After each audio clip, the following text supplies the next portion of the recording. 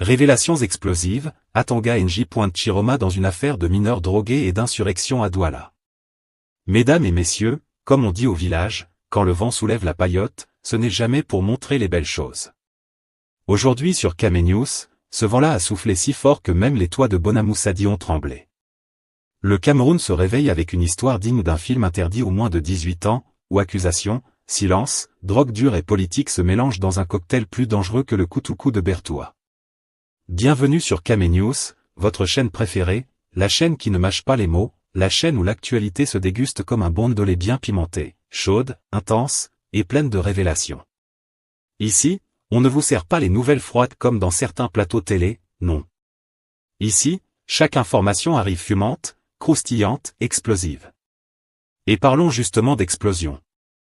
Atanga NJ accuse Chiroma d'avoir remis de la drogue aux jeunes à Douala. Oui, vous avez bien entendu. Pas un petit bruit, pas un murmure, pas une simple rumeur sortie d'un carrefour. C'est le Mina lui-même, debout devant les caméras, qui vient jeter cette pierre dans la mare politique déjà trop agitée.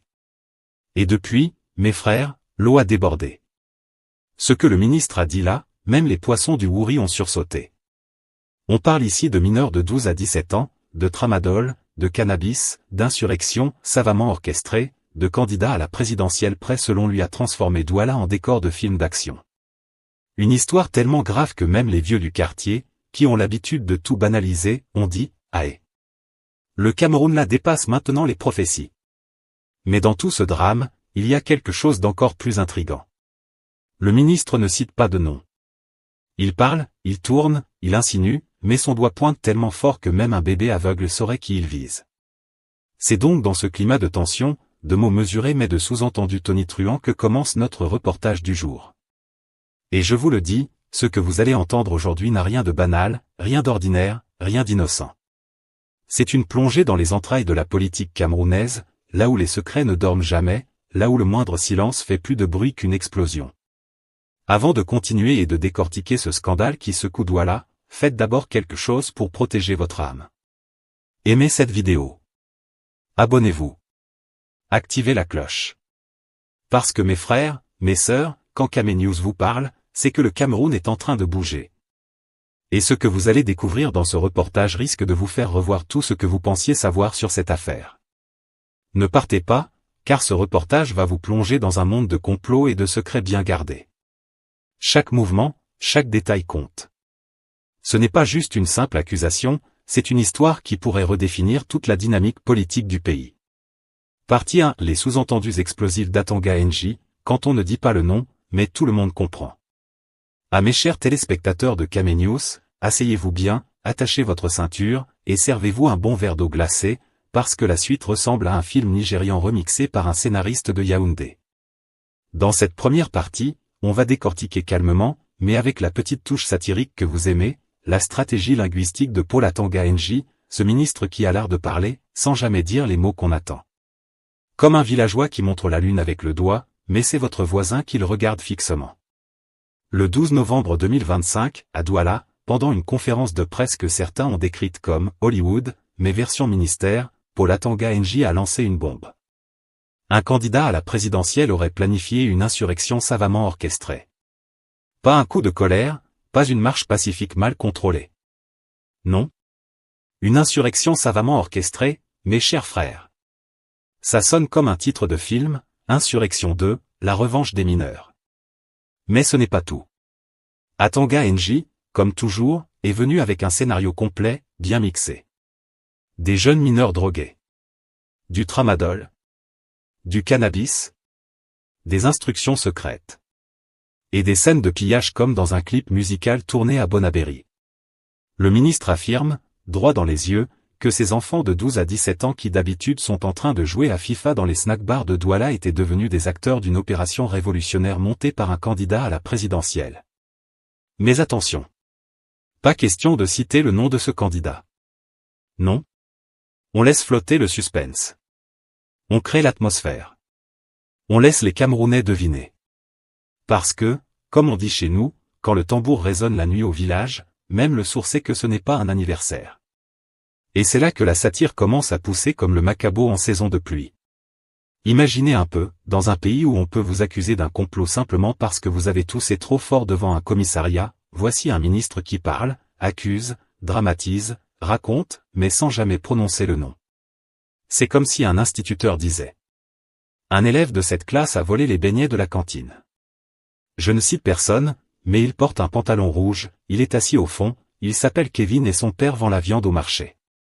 Toute la classe connaît Kevin, même les absents savent que c'est lui. Alors, pourquoi Atanga NJ refuse de dire le nom? Mes frères, ici on entre dans la vraie gymnastique politique camerounaise. Parce que ne pas dire le nom, c'est laisser la rumeur travailler gratuitement. C'est donner du carburant au débat. Et dans ce jeu-là, c'est permettre aux réseaux sociaux de finir l'histoire à sa candidat à la présidentielle. C'est éviter d'être boulanger du quartier pour diffamation la vendeuse en envoyant le message avec un mégaphone de 200 watts. Les Camerounais ont leurs antennes. Ils ont les yeux, les oreilles, et surtout, ils ont la mémoire des dernières bagarres politiques. Donc, même sans citer, tout le monde a dressé l'oreille comme un chien de garde. D'ailleurs, vous-même, là où vous êtes, dites-moi en commentaire, quand Atanga NJ parle d'un candidat qui aurait voulu envoyer des gamins drogués pour déstabiliser Douala, vous pensez à qui? Je ne vous demande pas de dire le nom. Faites seulement comme Atanga NJ, décrivez sans citer. Mais ce qui choque encore plus, et qui donne un goût pimenté à cette première partie, c'est la manière dont le ministre décrit l'affaire. On dirait un professeur d'université en train d'expliquer une thèse sur elle, insurrection en milieu urbain avec participation juvénile non consentie. Les termes sont savants, les accusations sont lourdes, mais les preuves, Les preuves. Introuvables, invisibles, inexistantes, improuvables, disparues, évaporées, non présentées. C'est le Cameroun, toujours la magie. Et c'est là, mes chers amis, que la confusion publique commence. Pendant que le ministre parle d'insurrection, certains citoyens se demandent. Où sont les images? Où sont les enregistrements? Où sont les témoignages? Où sont les traces? Où sont les arrestations? Et pourquoi les enfants de 12 ans ne sont pas en train de pleurer devant la télé comme dans les autres opérations policières? On est au Cameroun, pas dans un roman policier belge. Chez nous, quand un enfant vole un paquet de bonbons, on vous le montre à la télé avec tous ses oncles. Mais là, pour une insurrection entière, silence radio. Voilà donc la grande énigme de cette première partie. Atanga NJ accuse fort, très fort, trop fort même, mais il accuse dans le vide. Et ce vide-là, mes frères, attire les suspicions comme les moustiques attirent les ampoules. Partie 2, la conférence de presse, quand un ministre sort le tam-tam et fait trembler tout Douala. Mes frères, asseyez-vous, attachez bien vos sandales. Parce que cette affaire de conférence de presse du ministre Paul Atanga NJ, là, ce n'était pas une conférence. C'était un one-man show, une démonstration, un spectacle, une pièce de théâtre politique montée sur un podium, devant des journalistes qui, eux-mêmes, ne savaient plus s'ils devaient prendre des notes ou applaudir. Ah oui. Quand Atanga NJ décide de parler, ce n'est jamais pour commander le pain. C'est pour secouer la République entière comme on secoue un sac de haricots secs.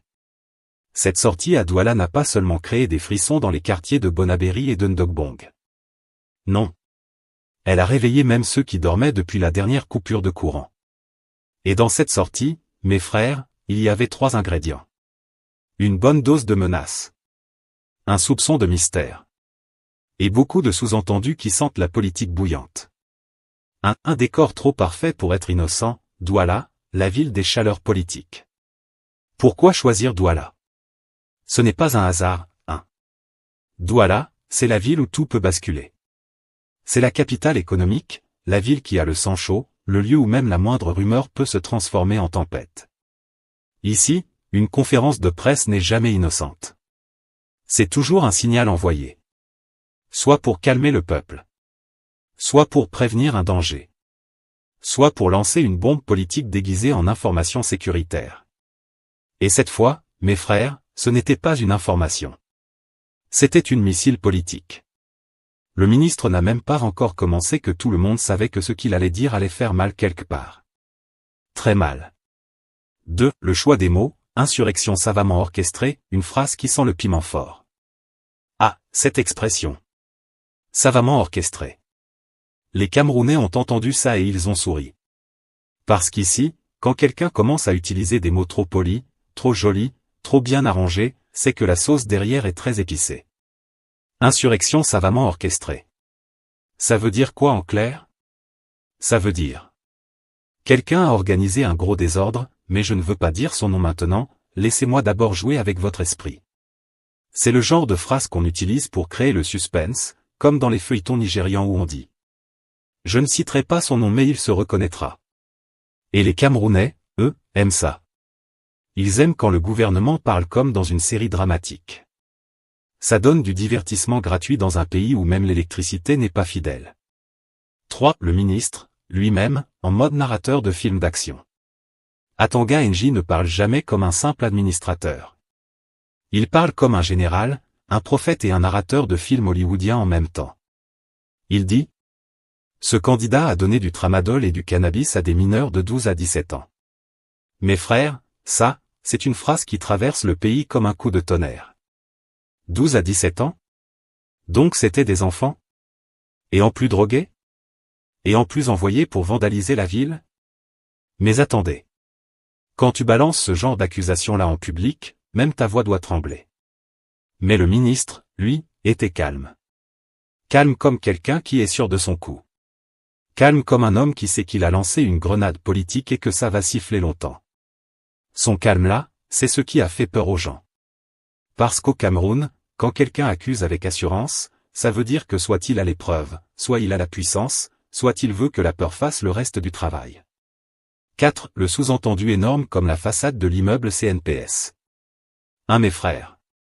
Le ministre a dit beaucoup de choses, mais il a aussi évité un nom. Un nom qu'on connaît tous. Un nom qui flotte dans l'air. Un nom que personne n'a besoin d'entendre pour comprendre de qui on parle. Il n'a pas dit Issa Chiroma. Non. Il a laissé ça dans les mains du public, comme si c'était un concours de devinettes. Parce que c'est ça le Cameroun. On accuse, mais on ne cite pas. On parle, mais on ne précise pas. On laisse la population compléter les phrases. Et le public, là, ne rate jamais. Les gens ont regardé les vidéos, ils ont écouté le ton, ils ont observé les sous-entendus. Et ils ont fait le raccourci eux-mêmes. Parce que dans ce pays, quand tu dis un ancien ministre qui a rejoint un candidat, ou un homme politique qui était au gouvernement avant, même les enfants de la maternelle savent déjà orienter la flèche. 5. La stratégie, créer la tempête avant l'orage. Ce qui s'est passé ce jour-là à Douala, frères, ce n'était pas une simple communication. Quand tu entends qu'un homme politique a recruté des mineurs drogués, même si stratégie vieille comme le soleil, tu vas réfléchir 2 fois. On lance la bombe, ça crée un choc. On laisse la population crier, ça crée la peur. On observe les réactions, ça crée le doute. On utilise la panique pour renforcer son autorité, pour renforcer son discours. Voyez? Nous sommes là pour vous protéger. C'est exactement comme ça que marche la communication politique dans notre pays depuis des années. C'est une danse. Une chorégraphie. Un théâtre bien rodé. 6. Les journalistes, eux, ont vu un film se jouer en direct. Les reporters présents ce jour-là ne savaient plus quelle posture adopter. Certains prenaient des notes avec sérieux, comme si on leur révélait la découverte du vaccin contre la bêtise humaine. D'autres regardaient leurs collègues en mode: tu as bien entendu la même chose que moi, non? Il a vraiment dit tramadol? Il a vraiment dit 12 ans? Il a vraiment dit insurrection? Et d'autres encore vivaient leur meilleure vie. Ah, ça c'est de la matière. On va rentrer avec ça. Le journal va vendre. Parce qu'au fond, tout le monde savait que ce discours-là allait faire le buzz. Allait faire trembler les réseaux sociaux. Allait réveiller les débats politiques qui dormaient sous les cendres. Et ça n'a pas raté. En 10 minutes, la déclaration du ministre était déjà dans WhatsApp, remixée dans TikTok, partagée dans Facebook, discutée dans les bars, commentée dans les salons. Bref, la conférence de presse n'était pas une conférence. C'était un déclencheur. Un bouton rouge. Une sirène. Un coup de clairon qui annonçait une bataille politique. Conclusion satirique de la partie 2. En réalité, cette conférence de presse était un spectacle, un message politique, un avertissement et une bombe émotionnelle réunis en un seul épisode. Et comme toujours au Cameroun, l'information officielle n'est jamais seulement une information. C'est un outil. Un signal. Une arme. Et dans ce cas précis, on voyait très bien que le ministre voulait que toute la nation sache qu'un ennemi politique rôde, même si son nom reste dans les tiroirs. Mais comme on dit chez nous, quand tu laisses un silence derrière une phrase, le public va remplir ça avec ce qu'il veut. Partie 3. Les enjeux politiques et sociaux, ce qui se cache derrière le bruit des gros tam-tams. Mes frères, asseyez-vous encore, servez-vous le maïs bouilli, parce que cette partie-ci est le cœur du film. Le cœur, 1. Là où le scénario politique camerounais devient tellement intéressant que même Netflix peut venir prendre des notes. Parce que dans cette affaire des insurrections savamment orchestrées, on ne peut pas seulement regarder la surface comme si on observait l'eau d'un canari. Non. Il faut plonger jusqu'au fond, là où les vrais poissons nagent. Et crois-moi, dans ce pays, quand il y a un bruit politique, il y a toujours un enjeu qui danse derrière comme le lion derrière la savane. 1. Les enjeux politiques, quand l'accusation devient un instrument, comme un tam-tam dans les mains d'un chef du village. D'abord, mettons les choses au clair, dans la politique camerounaise, les mots ne sortent pas par hasard. Quand un ministre de la trempe de Paul Atanga NJ parle d'insurrection, ce n'est pas le genre de phrase qui tombe comme une mangue mûre. Non. C'est calculé. C'est préparé. C'est servi chaud comme un bongo.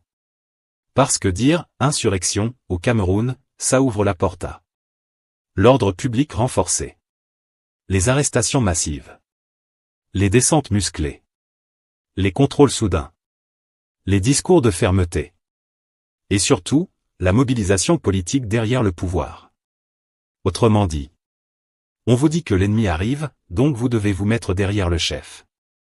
Et ça marche à chaque fois comme un charme. Parce que mes frères, le Cameroun, c'est aussi un pays où dès qu'on prononce le mot « insécurité », les gens deviennent prudents comme un parent devant un enfant qui ramène un bulletin suspect. 2. Le cadrage narratif du pouvoir, créer un film où les méchants sont déjà désignés.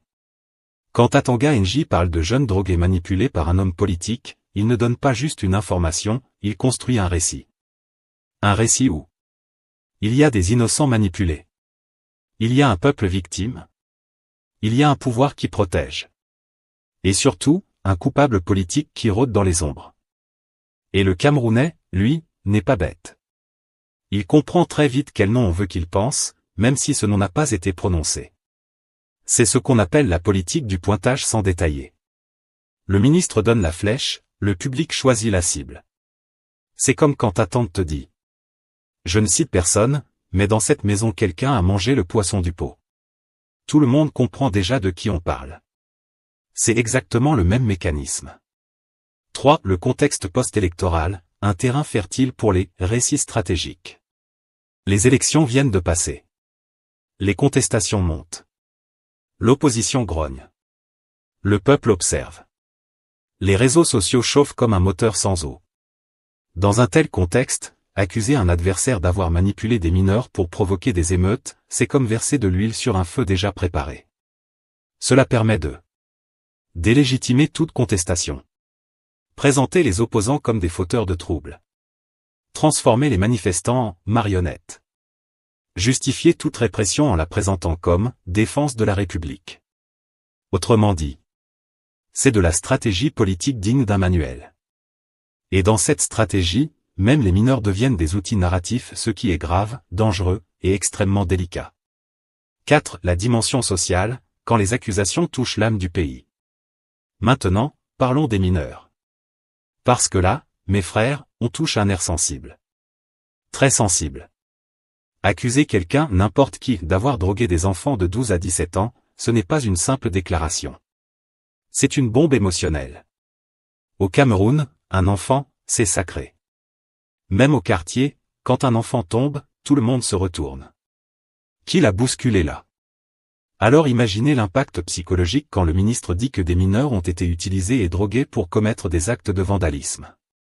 Le public est automatiquement choqué. Et dans le choc, il peut très vite accepter une version sans poser trop de questions. C'est ça aussi le pouvoir de la narration politique. Jouer sur les émotions pour contrôler l'opinion.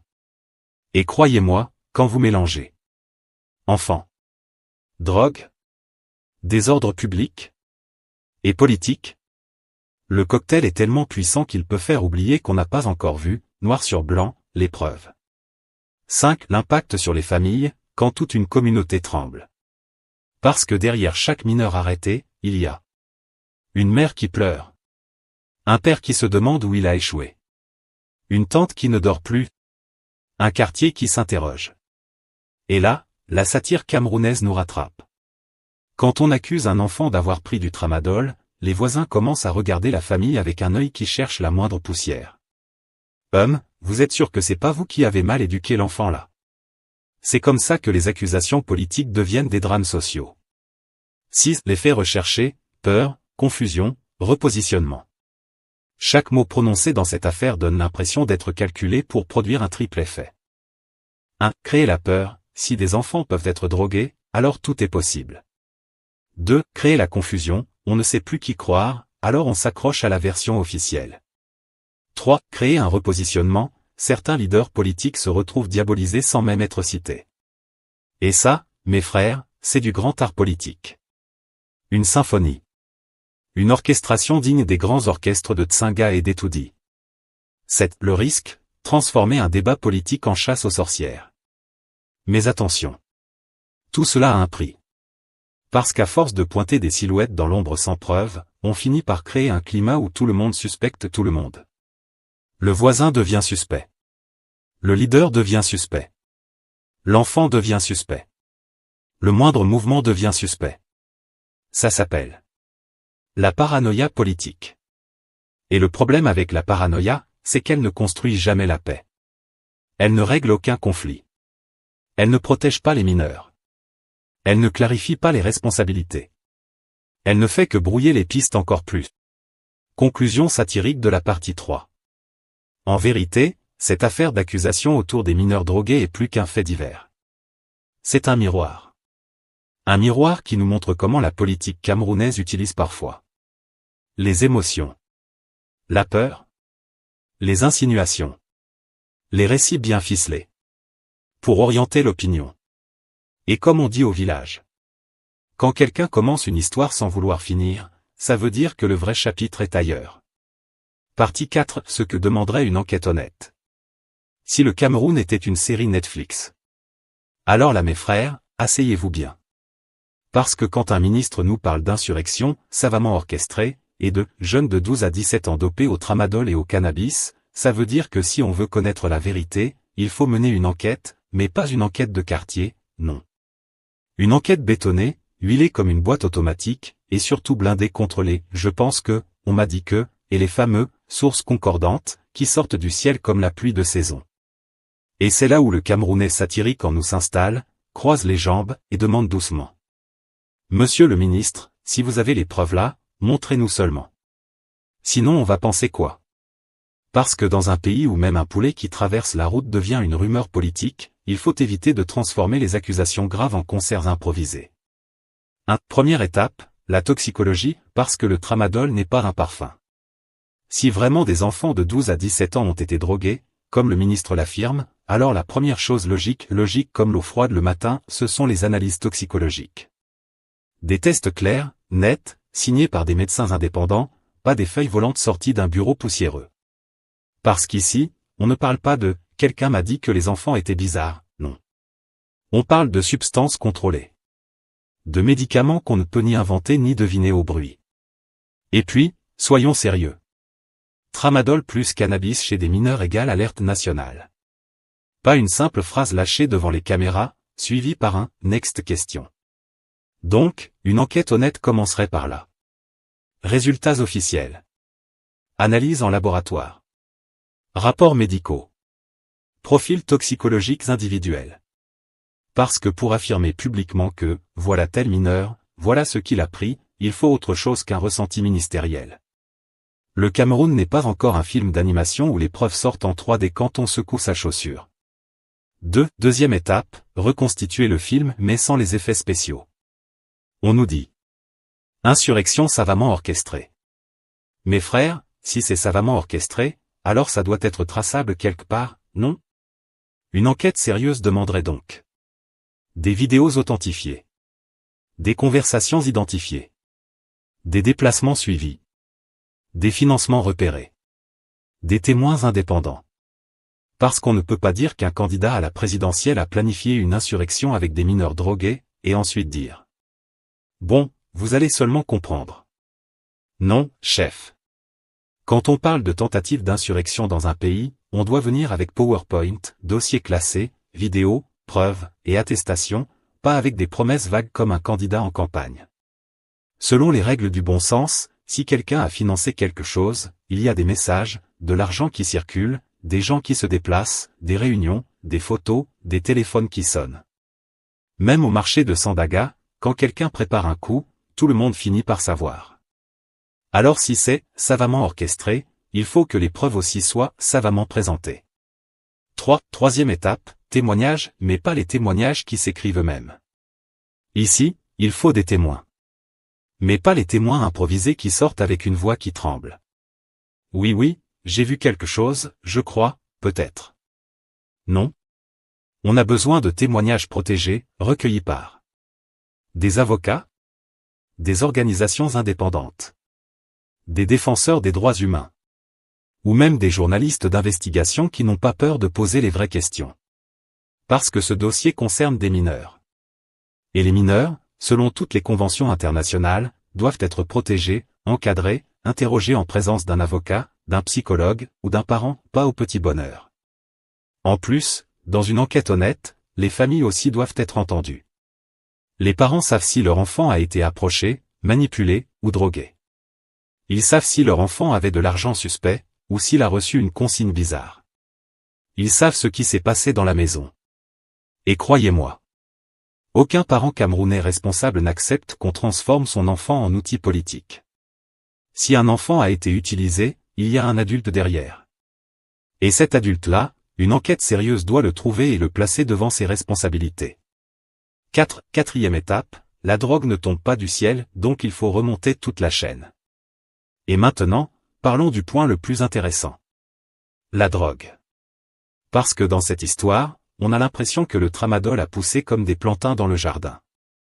Pour accuser quelqu'un d'avoir drogué des mineurs, il faut expliquer. D'où vient la drogue? Qui l'a achetée?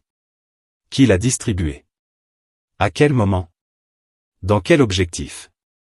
Et là, mes frères, si on veut connaître la vérité, il faut une enquête musclée, ciblée, qui remonte la filière comme on remonte une rivière. Le tramadol, ce n'est pas un chewing-gum. Le cannabis non plus. Ce sont des substances qui ont des circuits. Des circuits que les autorités connaissent déjà, parce qu'elles font régulièrement des saisies. Alors si quelqu'un a orchestré tout ça, savamment, il faut suivre le cheminement. Pharmacie. Revendeur. Intermédiaire. Acheteur. Distributeur. Consommateur final. Et croyez-moi, ce genre de piste, si on veut réellement la suivre, on la suit. Sauf si, suivez bien la satire. On ne veut pas vraiment la suivre. Parce que parfois, dans la politique camerounaise, il existe une maladie qu'on appelle l'accusation sélective. Elle consiste à accuser fort, sans aller au bout de la vérité, juste pour que ça fasse du bruit comme le tam-tam de grand marché. Mais une enquête honnête, ça ne choisit pas. Ça creuse, ça fouille, ça expose, même si la vérité dérange les uns ou embarrasse les autres. Conclusion satirique de la partie 4. En résumé, si on veut parler d'insurrection orchestrée, de jeunes drogués, de complots et de candidats qui tirent les ficelles, alors il faut sortir les preuves comme on sort les casseroles dans un mariage, devant tout le monde, en plein soleil, sans se cacher. Parce que le Cameroun n'a pas besoin de rumeurs organisées. Il a besoin de justice organisée. Et si le ministre a dit vrai, tant mieux, la vérité sortira. Si ce n'est pas solide, eh bien. Comme on dit au quartier. Quand tu accuses quelqu'un sans preuve, c'est toi-même qui commences à trembler quand on pose les questions. Conclusion, appel à l'engagement et à la démarche éthique. En résumé, Paul Atanga NJ a présenté un récit fort, insurrection, jeunes drogués, pillage, qui heurte l'opinion publique. Les médias nationaux et internationaux ont relayé ces éléments, et l'opposition dit maintenir sa contestation. Mais un corollaire demeure, les accusations graves exigent des preuves graves. Sans transparence, on restera dans la zone des suppositions dangereuses. Et maintenant, vous, notre public, que pensez-vous? A-t-on besoin qu'on cite un nom pour savoir de qui on parle, ou la présomption d'innocence reste-t-elle la pierre angulaire de notre démocratie? Dites-le en commentaire, argumentez, fâchez-vous, ou proposez la paix, mais faites-le avec des faits.